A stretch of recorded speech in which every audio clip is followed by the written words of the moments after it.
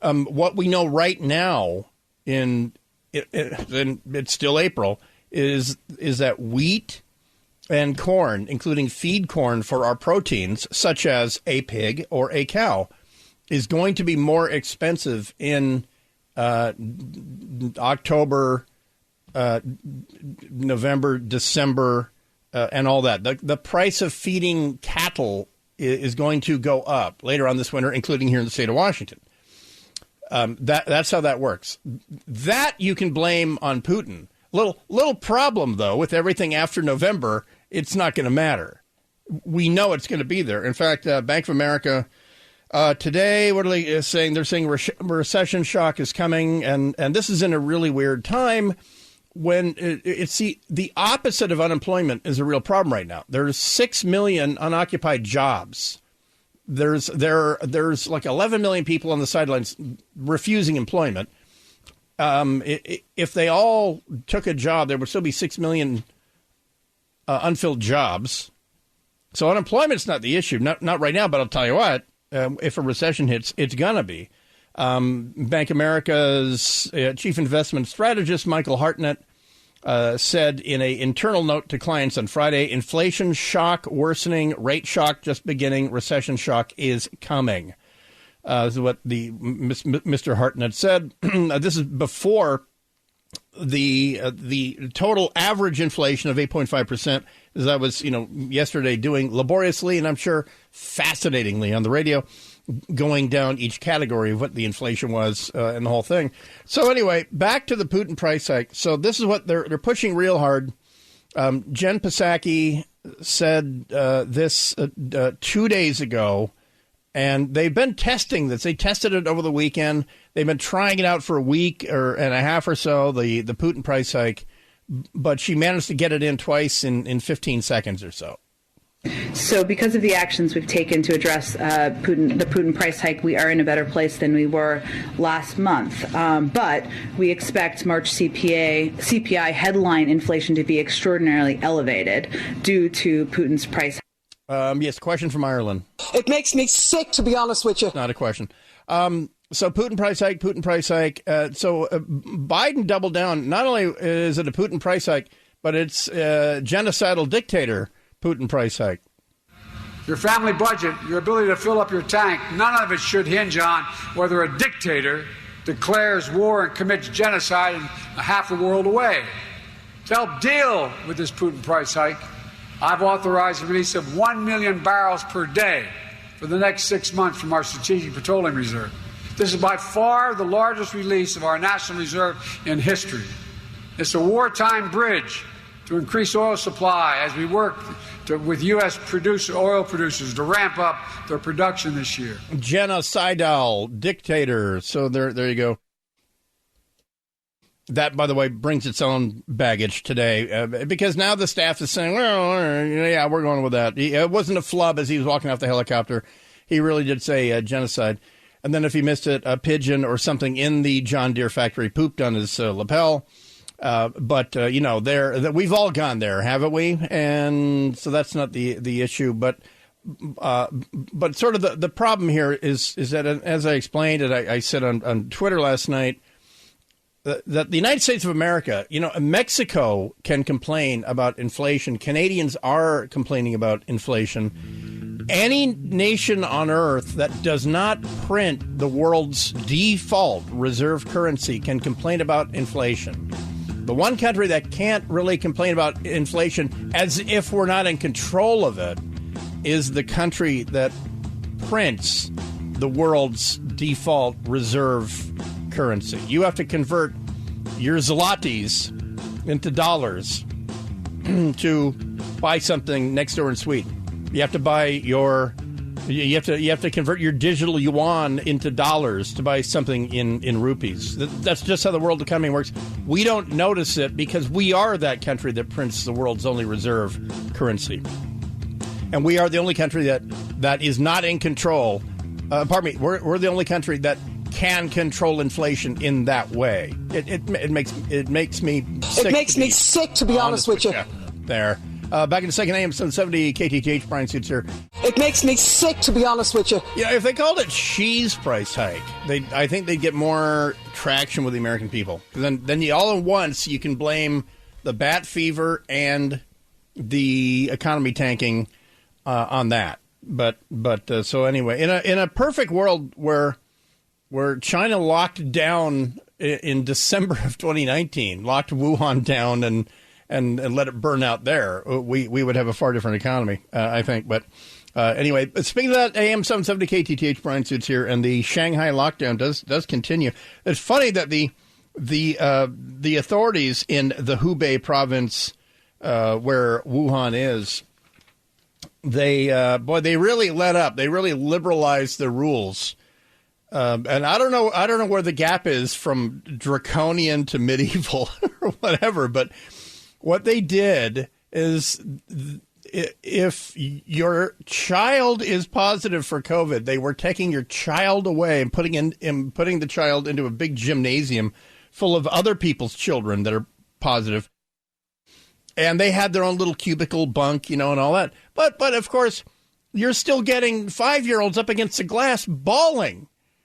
And someone in the Chinese Communist Party said, there's some who say that might make us look kind of insensitive.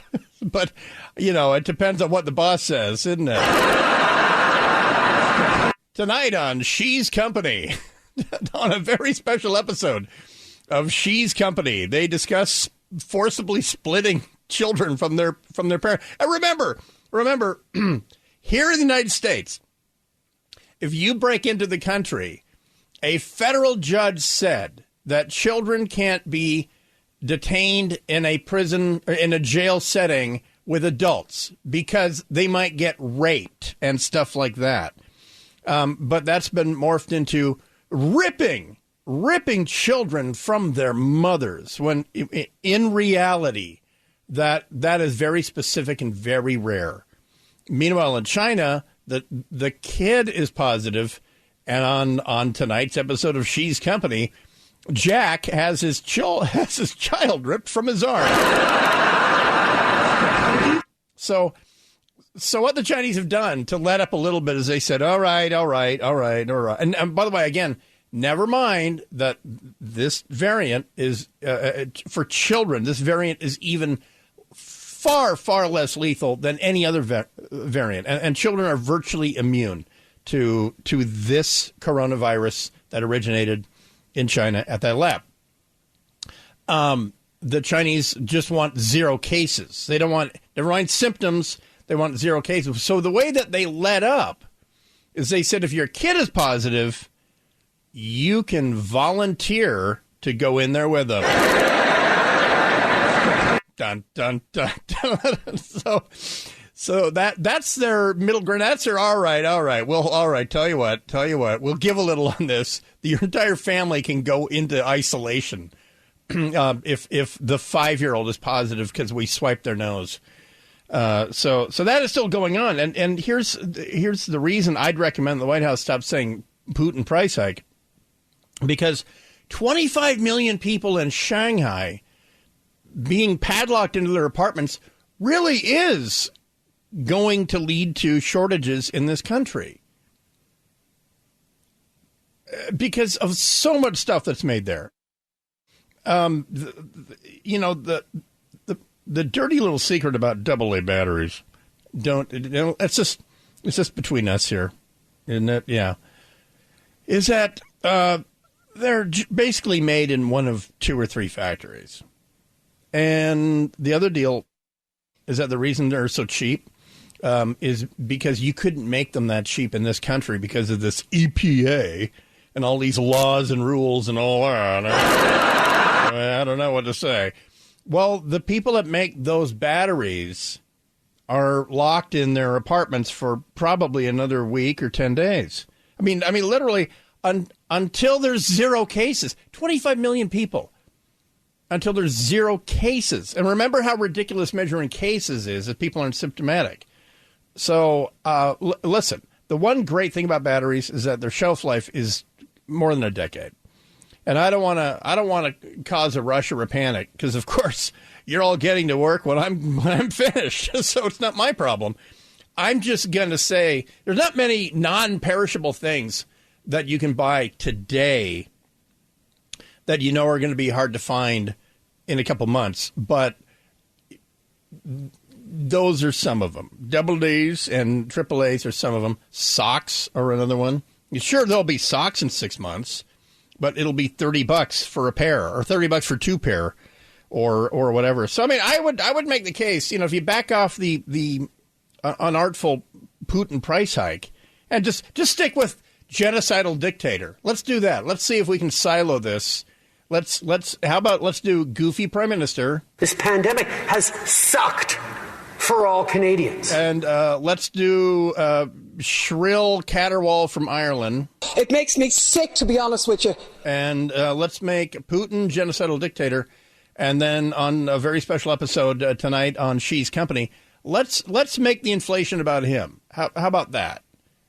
Because in a laboratory where there's no COVID, the war between Ukraine and Russia, I think, would be happening anyway, because this has been on Putin's radar since 1999. I think this is inevitable. But would it be leading to the kind of price spikes that we're seeing if it wasn't already? This is just another watermelon in the python, isn't it? The other watermelons in the supply python are maybe smaller, but they're the ones we're dealing with right now. When the Putin genocidal dictator watermelon, when that gets to the other end of the python, we're talking about November, December, when meat is more expensive because there's less corn in the world, and even here, because now we're making gas out of it. Wheat's more expensive, the whole thing. But that's my economic lecture for today. I'm not an economist, you understand. I'm just someone who paid attention in Econ 101. And it makes me sick, to be honest with you. It makes me sick, to be honest with you. So anyway, live updates out of Ukraine. The big significant event today in the long run is going to be now the applications of Sweden and Finland, who both, by the way, they are both first-rate militaries. And Swedes don't have a real, combat record to go back on and all that. But Finland have been training pretty intensely and deploying with NATO, not into combat. Finland did not deploy troops to combat roles in Afghanistan, but I have interoperated with them in the Balkans and in other contexts. They are first-rate. They're a first-rate reserve, weekend army, and their full-time dudes are geniuses, and they are a fighting people. So it's great to see a fighting people who, by the way, are having children. They're having babies. So they're actually making soldiers. So that's convenient if you're going to have a military alliance, I can tell you. So anyway. All right. Well, I'm sorry there's still a commute going on out there.